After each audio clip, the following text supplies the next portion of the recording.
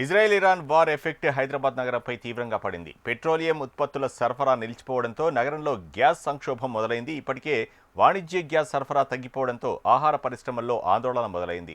మరోవైపు గ్యాస్ సంక్షోభం వల్ల డొమెస్టిక్ గ్యాస్ యూజర్స్లోనూ ఆందోళన మొదలైంది. దీంతో అవసరం లేకపోయినా ముందస్తుగానే గ్యాస్ బుకింగ్ చేసుకుంటున్నారని గ్యాస్ ఏజెన్సీ నిర్వాహకులు చెబుతున్నారు. కమర్షియల్ గ్యాస్ సరఫరాలో కొంత కొరత ఉన్నప్పటికీ డొమెస్టిక్ గ్యాస్ యూజర్స్కి ఎటువంటి ఇబ్బంది లేదని, ప్రజలెవరూ ఆందోళన చెందవద్దని చెబుతున్న హెచ్పి గ్యాస్ ప్రొప్రైటర్ శ్రీనివాస్తో మా ప్రతినిధి Rajitha face to face. America, Israel, Iran యుద్ధం పెట్రోలియం ఉత్పత్తులపై తీవ్ర ప్రభావాన్ని చూపుతుంది. అయితే పెట్రోలియం ఉత్పత్తుల సరఫరా నిలిచిపోవడంతో అంతర్జాతీయంగా, దేశీయంగా కూడా తీవ్ర ఇబ్బందులను ఎదుర్కొంటున్నారు ప్రజలంతా. ముఖ్యంగా కమర్షియల్ గ్యాస్ సిలిండర్ల సరఫరా తగ్గిపోవడంతో కూడా హైదరాబాద్ నగర వ్యాప్తంగా హాస్టల్ నిర్వాహకులు, హోటళ్ల నిర్వాహకులు కూడా తీవ్ర ఆందోళన వ్యక్తం చేస్తూ ఉన్నారు.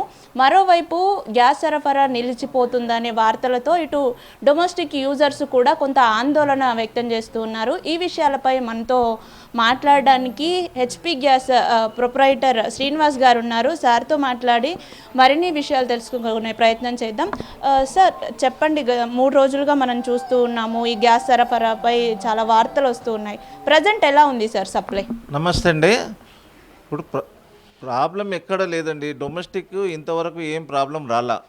ఇంతకుముందు ఎలా ఉంది ఇప్పుడు కూడా అలాగే ఉంది. ఇప్పుడు లేట్ కావడానికి కారణం ఏంటంటే ప్యానిక్గా బుక్ చేసుకుంటున్నారు. మాకు 1200, 1500 బుకింగ్ వచ్చేది, ఇప్పుడు 3000 బుకింగ్ వస్తూ ఉంది. అంటే 3000 మందికి కూడా మేము బిల్ చేయాలి కదా. ఇప్పుడు అందులో అవసరం ఉన్నోళ్ళు ఉన్నారు, అవసరం లేనోళ్ళు ఉన్నారు. ప్యానిక్తో బుక్ చేస్తారు, వాళ్ళ దగ్గర ఎంటీ సిలిండర్ ఉండదు. మేము ఇన్ని సిలిండర్లు బిల్ చేసి ఇంటికి పంపిస్తే అక్కడ సిలిండర్ ఉండట్లా. దానికి ఏమవుతుందంటే ఇద్దరికి సప్లై అయ్యేది ఒకటికే సప్లై అవుతుంది. దానివల్ల కొంచెం లేట్ కూడా అవుతుంది. కాబట్టి డొమెస్టిక్లో ఏం ప్రాబ్లం లేదు. ఇంతకుముందు ఎలా ఇస్తున్నారు ఇప్పుడు కూడా అలాగే ఇస్తున్నారు.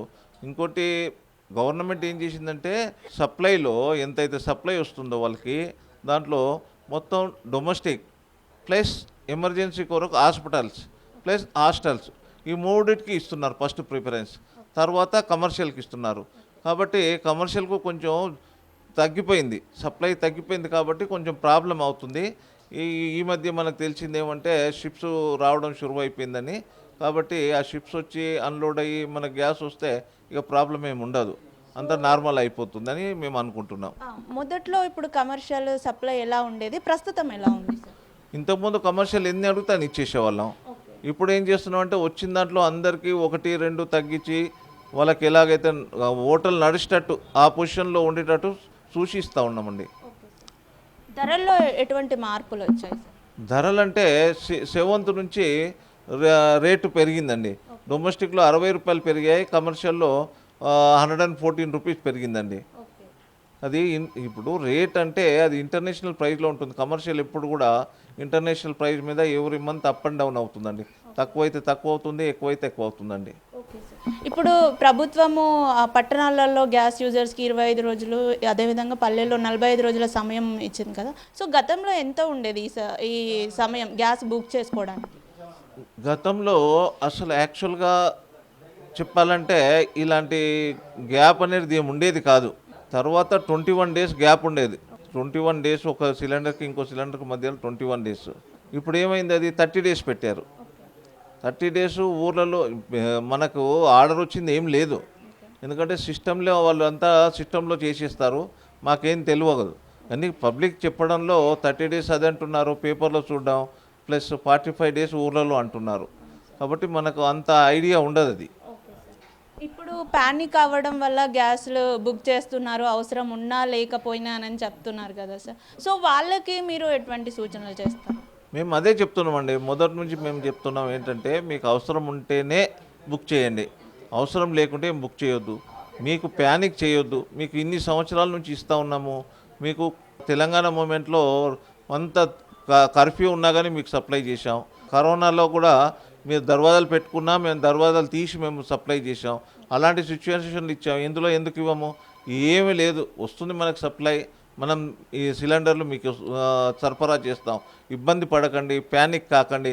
మీరు బాగుంటే మేము బాగుంటాం, మేము బాగుంటే మీరు బాగుంటున్నారు, మనం ఇద్దరం బాగుంటే దేశం బాగుంటుంది. కాబట్టి మీరు గ్యాస్ను కూడా పొదుపుగా వాడుకోండి. పొదుపుగా వాడుకుంటే 30 రోజులు వచ్చేది 45 రోజులు వస్తుంది. మీరు పొదుపుగా అంటే ఎలాగా అంటారేమో, అన్ని వస్తువులని దగ్గర పెట్టుకున్న తర్వాతే పొయ్యి ఆన్ చేయండి. అప్పుడే అన్ని టక్టగా అయిపోతుంది, మీకు తొందర కూడా అయిపోతుంది, గ్యాస్ కూడా సేవ్ అవుతుంది. మీరు ప్రతిసారి ఎన్నిసార్లు వంట చేస్తే పొయ్యి అంటిస్తారో అన్నిసార్లు రెగ్యులేటర్ బంద్ చేయండి. రెగ్యులేటర్ బంద్ చేయడం వల్ల మీ సేఫ్గా ఉంటారు, ఎలాంటి ప్రమాదం జరగదు, గ్యాస్ లీక్ అవ్వదు. ప్రతిసారి మీరు అన్నం తిని చేయి కడుక్కున్నట్టే ఈ గ్యాస్ రెగ్యులేటర్ కూడా ఆఫ్ చేయడం నేర్చుకోండి. ఎప్పుడు గ్యాస్ ఆన్ చేస్తారో వంట అయిపోగానే బంద్ చేయండి. మీరు సేఫ్ ఉంటారు, మేము సేఫ్ ఉంటాం, మనకి ఎలాంటి ఇబ్బందులు ఉండవు. Thank you.